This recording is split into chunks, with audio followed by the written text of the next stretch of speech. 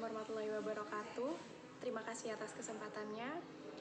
Di sini kami dari kelompok 1 akan mempresentasikan hasil dari kerja kelompok kami. Baik, untuk teman-teman semua, selamat mendengarkan, selamat menyimak, semoga bermanfaat.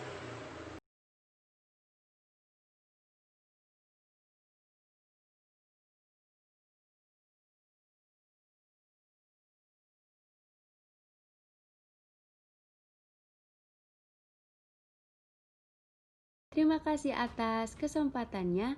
Di sini saya akan menjelaskan mengenai perencanaan strategis perusahaan. Perencanaan strategis atau proses pengembangan dan mempertahankan kecocokan strategis antara tujuan dan kemampuan organisasi serta peluang pemasaran yang sedang berubah. Berikut langkah-langkah perencanaan strategis. Yang pertama, mendefinisikan misi perusahaan. Yang kedua, menetapkan tujuan dan sasaran perusahaan. Yang ketiga, merencanakan portfolio bisnis. Yang keempat, merencanakan pemasaran dan strategis fungsional lain. Selanjutnya, mendefinisikan misi perusahaan. Pernyataan misi adalah pernyataan tujuan organisasi. Apa yang diinginkan tercapai di lingkungan yang lebih besar. Pernyataan misi yang jelas bertindak sebagai tak terlihat tangan yang membimbing orang-orang dalam organisasi. Selanjutnya akan diteruskan oleh rekan saya. Baik, untuk selanjutnya yaitu menetapkan tujuan dan sasaran. Tujuan perusahaan merupakan penjabaran dari visi dan misi perusahaan. Tujuan perusahaan berisi sesuatu yang akan dicapai atau dihasilkan oleh perusahaan yang bersangkutan. Tujuan perusahaan merupakan target yang bersifat kuantitatif dan pencapaian target tersebut merupakan ukuran keberhasilan kinerja perusahaan. Kemudian selanjutnya yaitu sasaran. Sasaran merupakan tujuan utama perusahaan yang dirinci atau dipecahkan menjadi tujuan yang lebih kecil. Artinya, penjabaran dari tujuan perusahaan yaitu sesuatu yang akan dihasilkan oleh perusahaan dalam jangka waktu tertentu.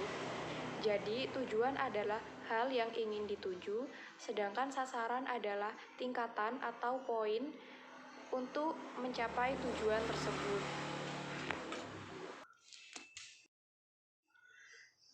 Kemudian, merancang portofolio bisnis.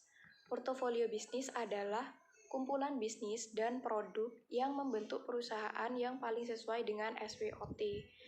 Portofolio bisnis terbaik adalah yang paling sesuai dengan kekuatan perusahaan dan kelemahan, peluang, serta ancaman di lingkungan. Langkah-langkah untuk perencanaan portofolio bisnis. Yang pertama yaitu menganalisis portofolio bisnis saat ini. Kemudian yang kedua yaitu membentuk portofolio masa depan.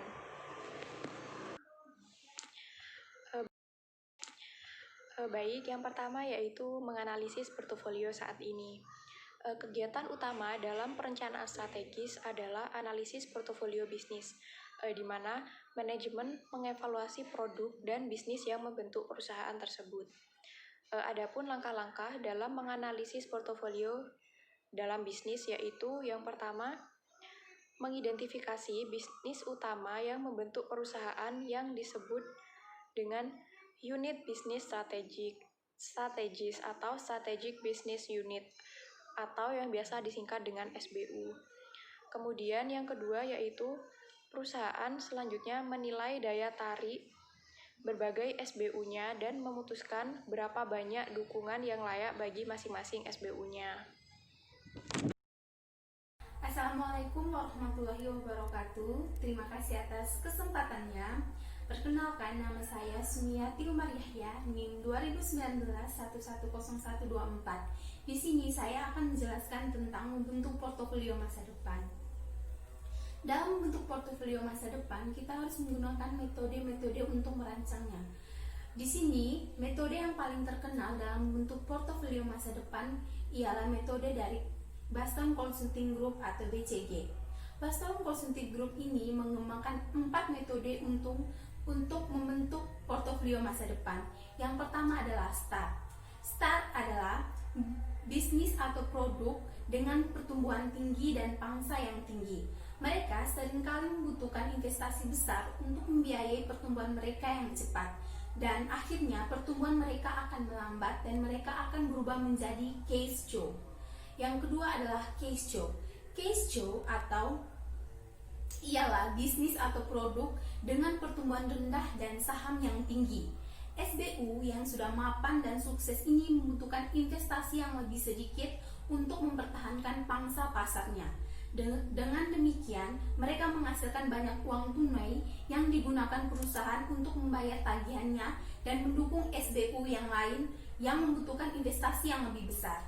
Berikutnya adalah question mark. Question mark ialah unit bisnis dengan pangsa rendah di pasar dan pertumbuhannya yang tinggi. Mereka membutuhkan banyak uang untuk menahan bagian mereka dan membayarnya. Manajemen harus berpikir keras tentang tanda tanya atau question mark yang harus dicoba atau digunakan untuk menjadi star dan mana yang harus dihapuskan. Dan yang terakhir ialah dog. Dog adalah bisnis dan produk dengan pertumbuhan rendah dan pangsa yang rendah juga. Mereka mungkin menghasilkan cukup uang untuk mempertahankan diri tetapi tidak menjanjikan sumber uang yang besar. Sekian dari saya. Wassalamualaikum warahmatullahi wabarakatuh. Terima kasih atas kesempatannya. Perkenalkan, nama saya Maria Novalia Endala dengan NIM 2019-110167. Di sini saya akan menjelaskan tentang mengembangkan strategi untuk pertumbuhan dan perampingan. Perusahaan membutuhkan tumbuh jika mereka ingin bersaing lebih efektif. Perusahaan harus berhati-hati untuk tidak menjadikan pertumbuhan itu sendiri sebagai tujuan. Tujuan perusahaan haruslah mengelola pertumbuhan yang menguntungkan. Dalam hal ini, pemasaran memiliki tujuan utama untuk mencapai tujuan dari perusahaan itu sendiri. Pemasaran perlu mengidentifikasi, mengevaluasi, dan memilih peluang pasar. Salah satu perangkat yang berguna untuk mengidentifikasi peluang pertumbuhan adalah jaringan ekspansi pasar atau produk. Jaringan ekspansi pasar atau produk yakni aktivitas memperbesar atau memperluas usaha yang ditandai dengan perluasan pasar baru dan perluasan fasilitas baru dan menjaga jaringan antar perusahaan marketing di berbagai jaringan. Ini mengidentifikasi dalam hal ini para pihak-pihak yang berperan aktif dalam sebuah marketing harus bisa melakukan kegiatan yang mencari, menemukan, mengumpulkan, meneliti, mendaftarkan, mencatat data dan informasi dari kebutuhan-kebutuhan yang diperlukan konsumen-konsumen di daerah pemasaran luas saat ini. Sekian dan terima kasih. Presentasi selanjutnya akan dilanjutkan oleh rekan saya. Assalamualaikum warahmatullahi wabarakatuh. Terima kasih atas kesempatannya. Nama saya Nur Intan Kurota Amin Abdul Majid dengan NIM 2019-110183. Saya akan melanjutkan presentasi dari teman saya, di mana saya akan memaparkan mengenai perencanaan pemasaran.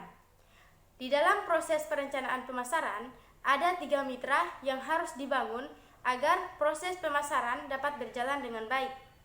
Namun, sebelum membahas mengenai 3 mitra tersebut, kita harus mengetahui apa itu kemitraan, khususnya dalam dunia bisnis. Kemitraan bisnis adalah kontrak antara para mitra dalam suatu perusahaan, di mana syarat dan ketentuan kemitraan dinyatakan secara jelas, termaksud rasio bagi hasil, kewajiban, aset, investasi, dan lain-lain.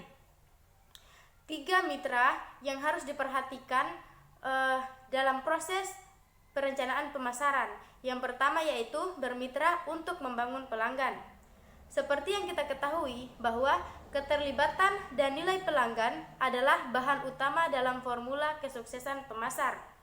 Namun, meskipun pemasaran memainkan peran utama, pemasaran saja tidak dapat menghasilkan keterlibatan dan nilai yang lebih tinggi bagi pelanggan. Ini hanya bisa menjadi mitra dalam menarik, melibatkan, dan mengembangkan pelanggan. Selain manajemen hubungan pelanggan, Pemasar juga harus mempraktikkan manajemen hubungan mitra. Mereka harus bekerja erat dengan mitra di perusahaan lain untuk membentuk rantai nilai internal yang efektif yang melayani pelanggan.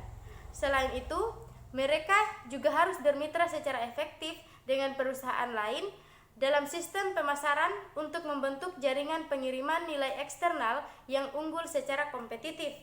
Yang kedua yaitu bermitra dengan departemen perusahaan lain.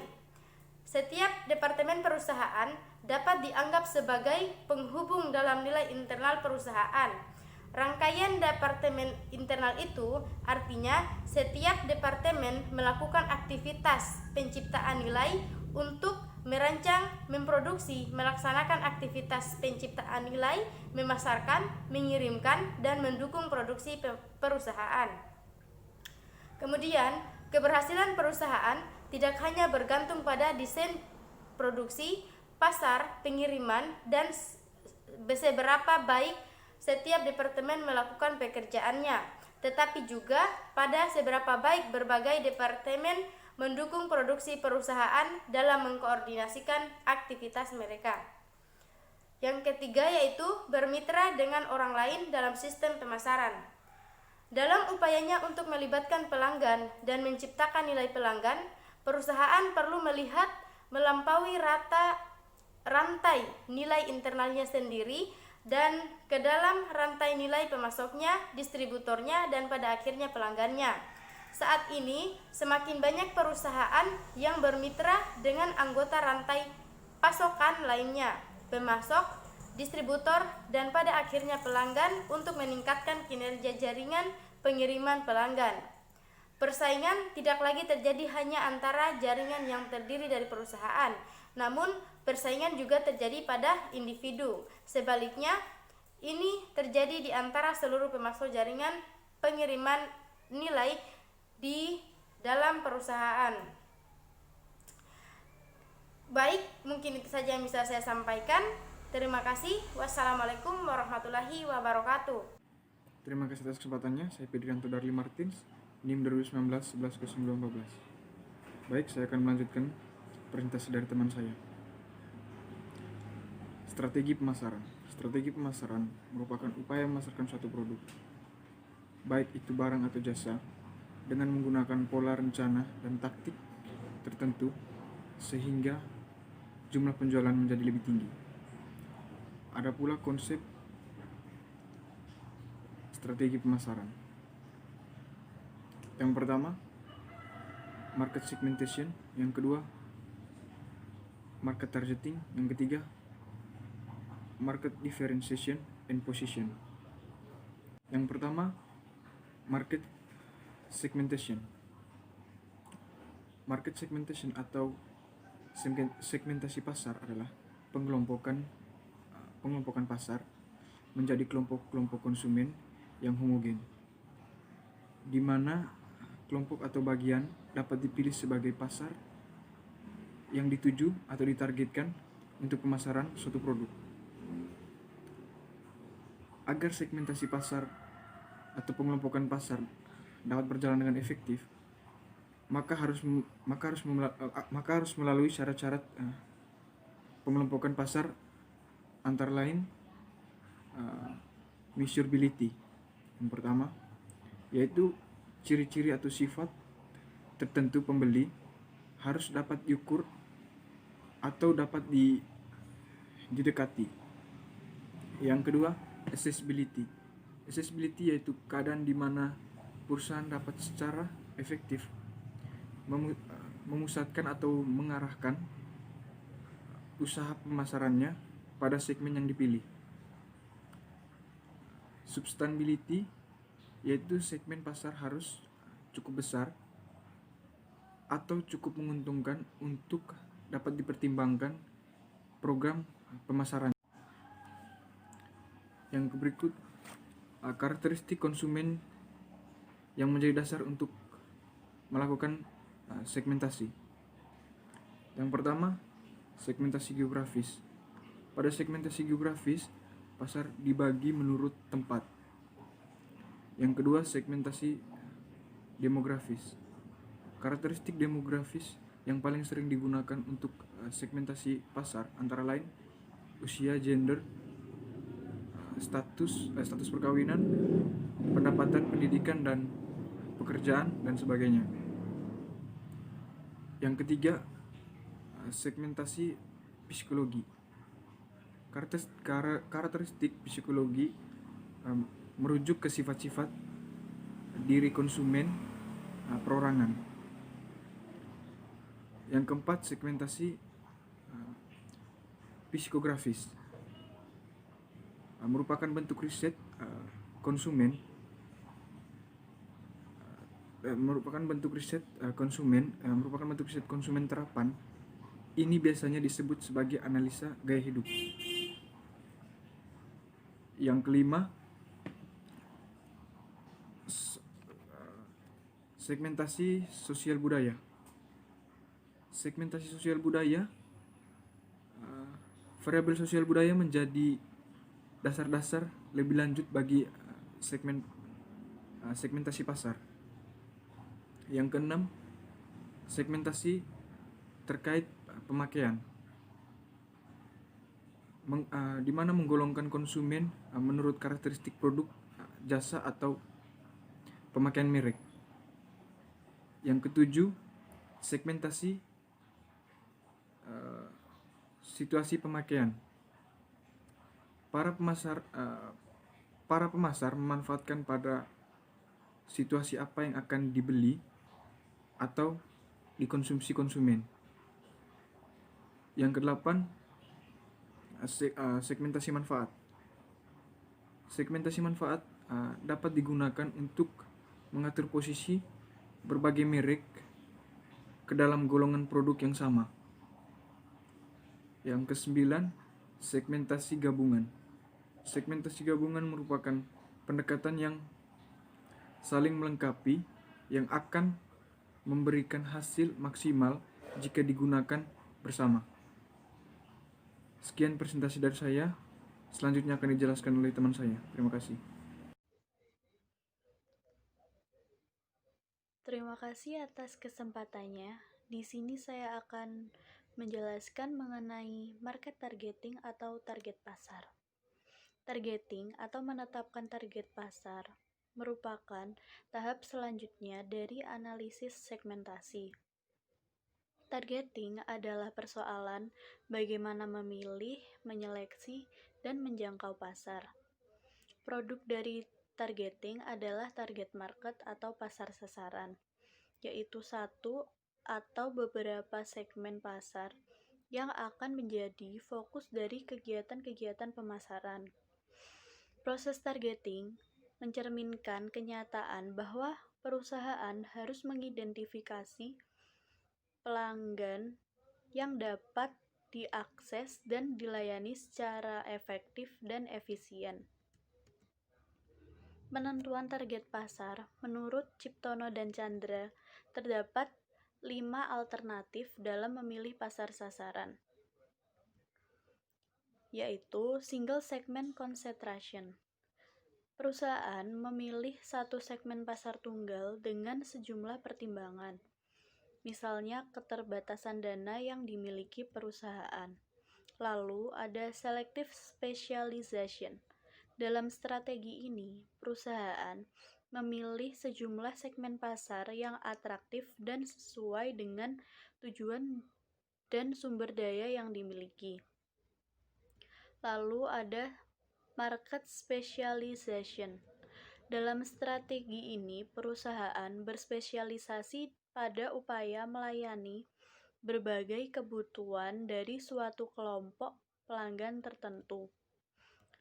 Lalu ada product specialization. Dalam spesialisasi produk, perusahaan memusatkan diri pada produk atau jasa tertentu yang akan dijual kepada berbagai segmen pasar. Lalu ada full market coverage. Dalam strategi ini, perusahaan berusaha melayani semua kelompok pelanggan dengan semua produk yang mungkin mereka butuhkan. Umumnya, hanya perusahaan besar yang sanggup menerapkan strategi ini, karena dibutuhkan sumber daya yang sangat besar. Lalu selanjutnya ada market positioning. Dalam pemasaran, positioning disebut sebagai memperoleh ruang dalam pikiran pelanggan, atau bisa diartikan sebagai cara pemasar menanamkan citra, persepsi, dan imajinasi dari produk yang ditawarkan kepada konsumen. Tujuan dari positioning produk yaitu menempatkan produk pada suatu posisi image yang dibangun sehingga produk dapat dikenal berbeda dengan produk para pesaingnya.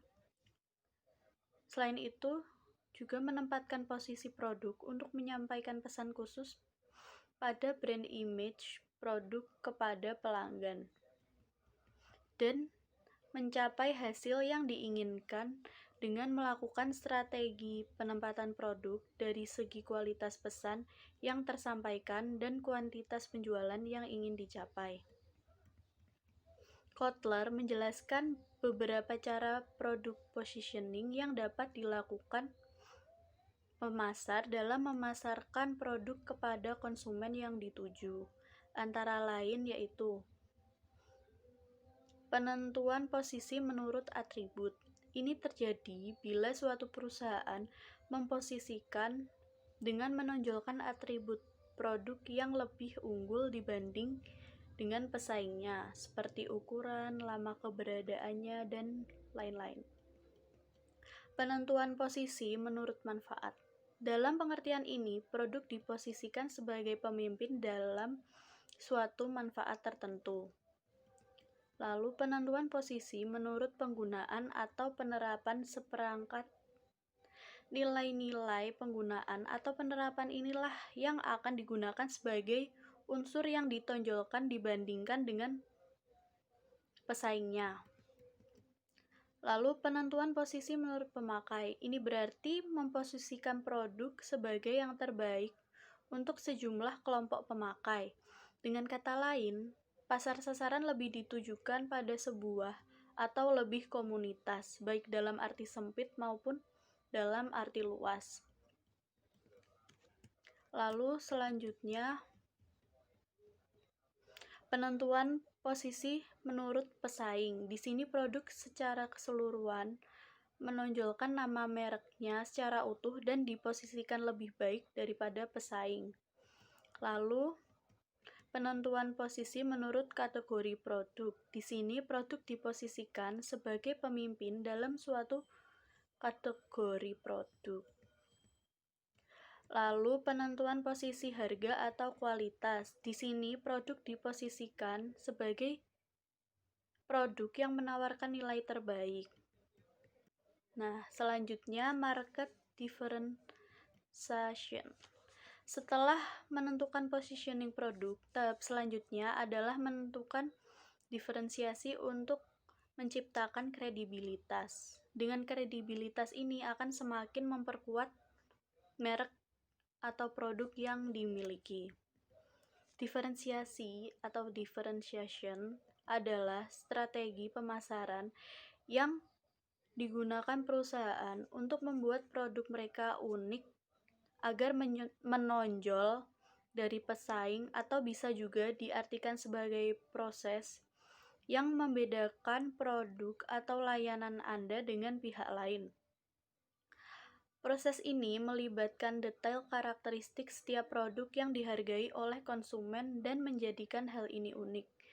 Ketika berhasil, diferensiasi produk menciptakan keunggulan kompetitif, dikarenakan pelanggan melihat produk atau merek Anda sebagai yang superior atau lebih bagus.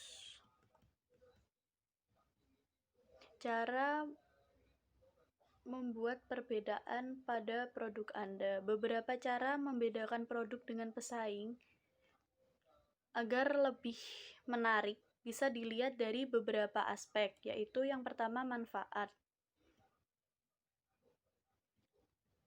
Lalu yang kedua bisa dilihat dari aspek desain. Dan yang ketiga harga. yang keempat kualitas, dan yang kelima pelayanan pelanggan. Terima kasih. Selanjutnya akan dilanjutkan oleh teman saya. Terima kasih atas kesempatannya. Di sini saya akan menjelaskan tentang marketing mix atau bauran pemasaran. Menurut Klotter dan Armstrong, marketing mix adalah sekumpulan variabel-variabel marketing yang digunakan oleh perusahaan untuk mengejar target penjualan yang diinginkan. Selanjutnya yaitu mengembangkan bauran pemasaran. Marketing mix atau disebut dalam bahasa Indonesia yaitu bauran pemasaran adalah suatu strategi penjualan atau promosi serta penentuan harga yang bersifat unik serta dirancang untuk menghasilkan pertukaran yang saling menguntungkan untuk pasar yang dituju. Selanjutnya yaitu konsep bauran pemasaran. Yang pertama, produk atau jasa.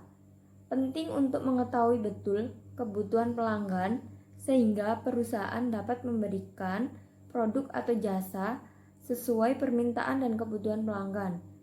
Produk jasa yaitu produk yang dapat memberikan manfaat, memenuhi kebutuhan konsumen, dan dapat memuaskan konsumen. Selanjutnya yang kedua yaitu price atau harga. Penetapan harga merupakan suatu hal penting. Harga yang ditetapkan haruslah sesuai dengan target pelanggan yang telah ditetapkan. Perusahaan harus menghitung dengan baik keuntungan yang didapatkan, tapi jangan lupa untuk tetap realistis dan menetapkan harga yang sesuai dengan pelanggan terbesar perusahaan. Perusahaan akan melakukan hal ini dengan penuh pertimbangan, karena penetapan harga akan dapat mempengaruhi pendapatan total dan biaya. Selanjutnya, yang ketiga yaitu place atau lokasi usaha. Perusahaan harus mengetahui betul di mana target pelanggan menghabiskan waktu dan berbelanja. Mengetahui tempat yang tepat dalam marketing mix berarti menempatkan produk perusahaan tersebut di tempat atau medium yang banyak dikunjungi oleh target pelanggan. Jangkauan tempat menjadi suatu yang harus dipertimbangkan secara matang. Tempat-tempat yang strategis tentu memiliki peluang akses publik yang lebih baik. Namun, biaya sewa rental dari tempat tersebut juga harus diperhitungkan sebagai konsekuensi dari kemudahan akses ke konsumen. Dengan demikian, produk atau jasa yang dijual berkesempatan lebih banyak untuk ditemukan dan dibeli pelanggan. Seperti tempat menjualnya bisa offline, misalnya membuka toko fisik, maupun online.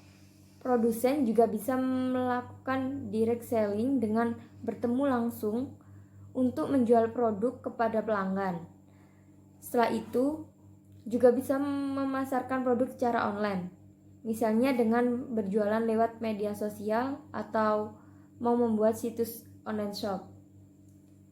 Yang keempat, promotion atau strategi promosi.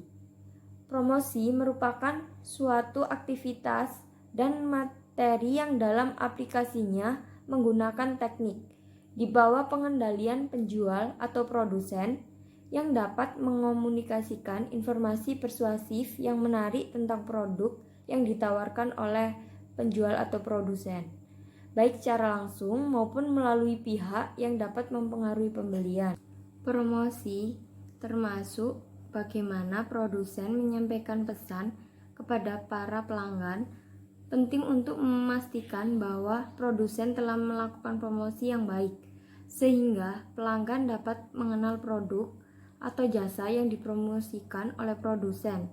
Produsen juga harus mengetahui betul seperti apa gaya promosi dan komunikasi yang disukai oleh pelanggan. Sekian, selanjutnya akan dijelaskan oleh teman saya. Terima kasih atas kesempatannya. Baik, di sini saya akan melanjutkan presentasi dari rekan saya, yakni mengelola konsep pemasaran. Mengelola proses pemasaran membutuhkan 5 fungsi manajemen pemasaran, yakni analisis, perencanaan, implementasi, organisasi, dan kontrol. Dalam analisis pemasaran terdiri dari kekuatan, kelemahan, kesempatan, dan ancaman. Maksud dari kekuatan di sini yakni kemampuan internal itu dapat membantu perusahaan mencapai tujuannya. Selanjutnya ada kelemahan. Kelemahan di sini merupakan batasan internal yang mungkin mengganggu perusahaan kemampuan untuk mencapainya. Selanjutnya ada kesempatan dan peluang, yakni faktor eksternal yaitu perusahaan mungkin bisa memanfaatkan untuk keuntungannya. Dan yang terakhir ada ancaman yang merupakan saat ini dan baru muncul faktor eksternal yang mungkin menentang perusahaan. Selanjutnya ada rencana pemasaran. Rencana pemasaran ini melibatkan pemilihan strategi pemasaran yang akan membantu perusahaan mencapai tujuan strategisnya secara keseluruhan, sehingga diperlukan rencana pemasaran terperinci untuk masing-masing bisnis, produk, atau merek. Adapun dalam rencana pemasaran ini memiliki bagian dan tujuan sebagai berikut. 1. Ringkasan eksekutif. 2. Situasi pemasaran saat ini yang meliputi beberapa bagian yakni deskripsi pasar, review produk, tinjauan persaingan, tinjauan distribusi. Yang ketiga ada ancaman dan peluang analisis. Keempat, tujuan dan masalah. Kelima, strategi pemasaran. Kelima, strategi pemasaran. Keenam, program aksi. Ketujuh, anggaran. Dan yang kedelapan adalah kontrol. Selanjutnya ada implementasi pemasaran. Implementasi pemasaran merupakan proses yang mengubah rencana pemasaran menjadi tindakan pemasaran untuk dicapai tujuan pemasaran strategi. Implementasi ini membahas siapa, di mana, kapan, dan bagaimana. Sekian dari saya, selanjutnya akan dilanjutkan oleh rekan saya. Terima kasih. Terima kasih atas kesempatannya. Nama saya Devita Audrey Ramadhani dengan NIM 0728 ingin mempresentasikan tentang organisasi bagian pemasaran. Suatu perusahaan tidak dapat berjalan tanpa adanya jajaran eksekutif.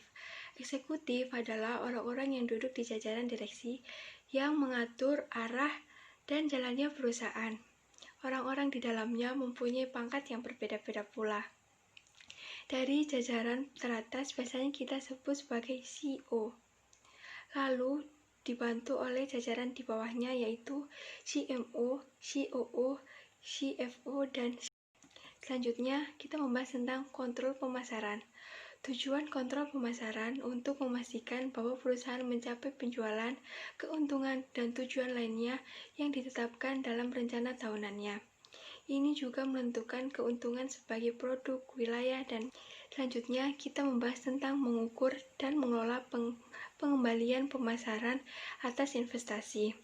Manajer pemasaran harus memastikan bahwa dana pemasaran mereka dibelanjakan dengan baik, karena biasanya banyak pemasaran menghabiskan dengan bebas untuk program pemasaran yang bebas dan mahal, serta iklan yang mencolok. Kampanye periklanan seringkali tanpa memikirkan dengan hati-hati tentang keuntungan finansial mereka keluarkan.